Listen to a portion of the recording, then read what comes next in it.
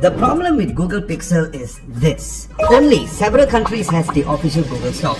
So if you're not in these countries, tough luck. So I managed to get my hands on the Google Pixel 7a thanks to my fellow YouTuber friend Lim from Lim Reviews. So with that, I've got to live with it. Use it daily for 2 weeks to answer the question of, is this really worth the $499 USD price tag? And we'll find out that if this is a better value compared to the flagship Google Pixel 7. Now when we're talking about looks, these two phones look very similar, almost like twins. Now you might see that the camera on the Pixel 7 is a bit bigger because of the larger black circle around the camera array, but that is if you really look very closely. Now the Pixel 7a is also missing the rear microphone and the LED sensor as well, and there's a slight difference on where the camera bar and the side rail meets, where the Pixel 7 is more seamless, but other than that, the look and feel the same. Now even though the Pixel 7 is supposed to be 3.5 grams heavier, but the difference is barely there, because we're talking about the difference of a small feather. I mean, who in the world will be able to tell a difference in the weight? Now the Pixel 7a is made of plastic, not glass like the Pixel 7, but that is not a bad thing since glass-backed smartphones are less durable, so the Pixel 7a has got your back, literally on this one. Now speaking of durability, the Pixel 7a has an IP67 rating instead of IP68, which is about the same rating, so no issue over here.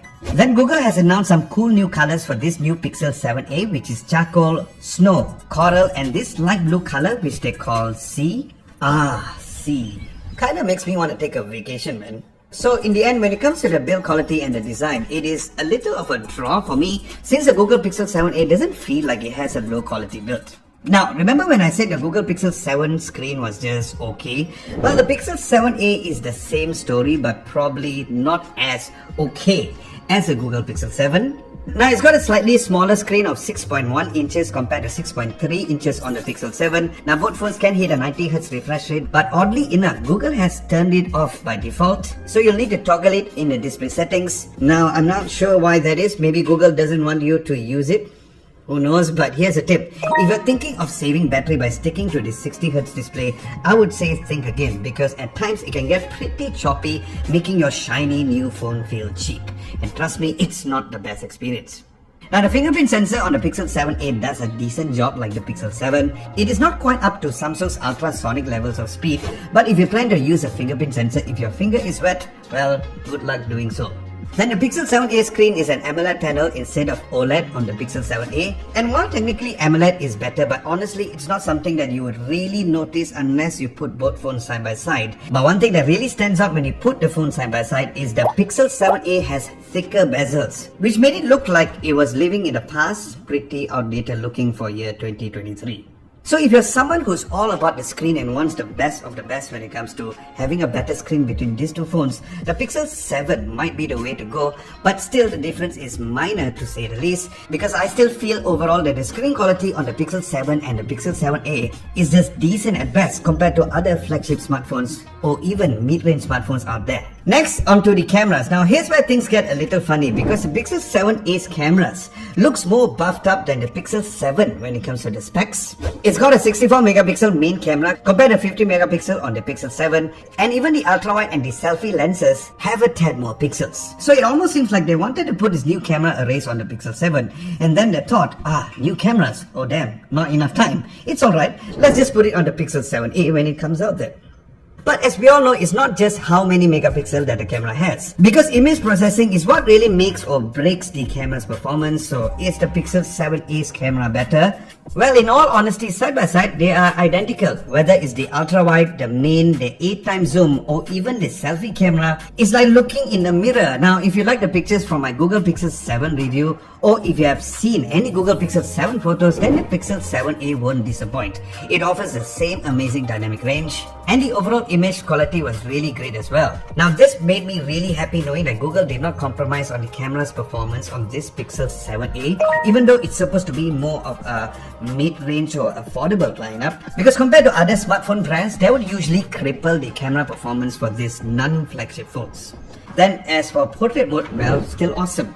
Whether you're snapping a picture of your friend, your cat, or even flowers as well. Now video quality also impressed me both on the ultra-wide and the main lenses, and even the image stabilization for the rear and the front 4K video recording were on point with great dynamic range too. However, the Pixel 7a is missing the cinematic blur compared to the flagships, but that did not matter to me because not only I did not use it, but knowing the fact that it capped at 1080p and the quality was just meh, it didn't bother me at all. Then the selfie photos perform like its flagship siblings, and the HDR performance is excellent, even when the sun is shining behind you, which was truly amazing indeed. Then the night side performs really well, producing great low light shots during a night. Now there's no macro mode, so that is fine by me because as long as there's no dedicated macro lens. But the good news is that you can get pretty close to a subject and get some really great close-up shots. Portrait mode at night was really great too, and once again to my surprise, the selfie images performed really well during low light, which means that you don't need 100 or 1000 megapixel selfie camera to make it perform really well. However, you can expect a little noise if you're taking videos under low light for the front camera, but the rear camera did perform pretty well when it comes to nighttime videos. So all in all, it's a draw for the cameras, and here's an audio recording and a video sample for a vlogging situation. Check it out and you be the judge on how it sounds.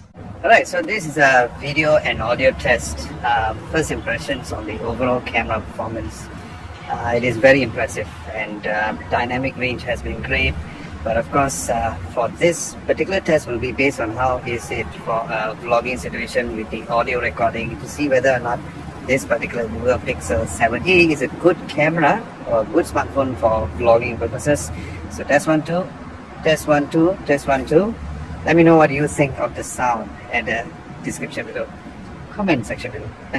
Alright, if you guys are finding this video helpful so far, do give this video a nice big thumbs up by hitting the like button, and a subscription would be very lovely too. Thank you so much in advance.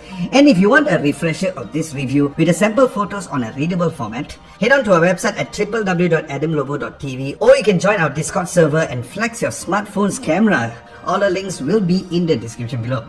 Alright, let's chat about my experience about the softwares on these phones. Now, if there's one thing that I've noticed using the Google Pixel 7 Pro, the Pixel 7 and now the Pixel 7a, where Google has really stepped up the game for each model where compared to their older phones. Google has been handing out software updates like a candy on Halloween, which is a big thumbs up for me.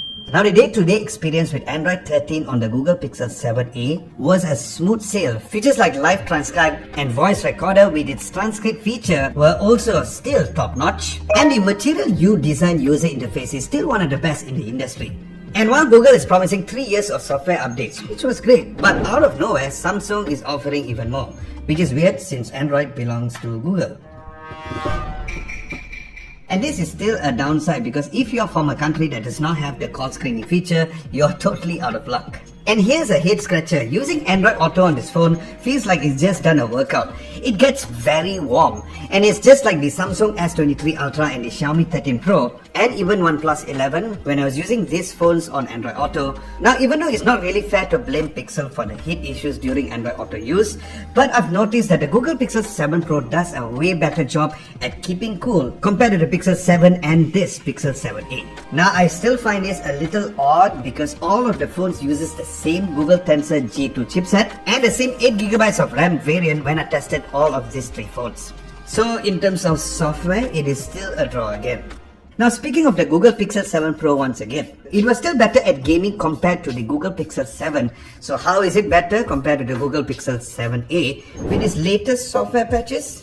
So I've decided to test out gaming once again, only on Genshin Impact as usual. Starting from the Google Pixel 7, the game was smooth with no lag at medium graphics, 60 FPS with motion blur turned off. Now the phone did get quite warm about 15 minutes, and here's where there was quite a huge stutter during intense sessions in the game. However, on the Pixel 7a, even at the same settings, after 15 minutes of gameplay, it was still smooth and overall fluid compared to the Pixel 7, which was really surprising. Another head scratcher indeed, because I even decided to go even higher when it comes to the settings, and it still ran fine, but here's where the battery drained pretty quickly. So yeah, I don't know whether you want to call it a weird surprise or a good surprise, but it seems like the Pixel 7a is a better phone for gaming as of now.